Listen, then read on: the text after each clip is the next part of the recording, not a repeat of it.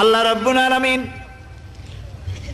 কোরআনে কারীমের ভিতরে নবীজির নাম একটি বারের জন্য নাম ধরে তাকে ডাকেন নাই, বরং তিনি বলেছেন তোমরা পরস্পর পরস্পরকে যেভাবে নাম ধরে ডাকাডাকি করো আমার নবীকে সেভাবে নাম ধরে ডাকবে না। আল্লাহ নিষেধ করেছেন আমার নবীর নাম ধরে ডাকবে না। সুবহানাল্লাহি ওয়া বিহামদিহি। এই পৃথিবীতে যত নবী আসছেন সমস্ত নবীরা হলেন এলাকা ভিত্তিক নবী, অঞ্চল ভিত্তিক নবী।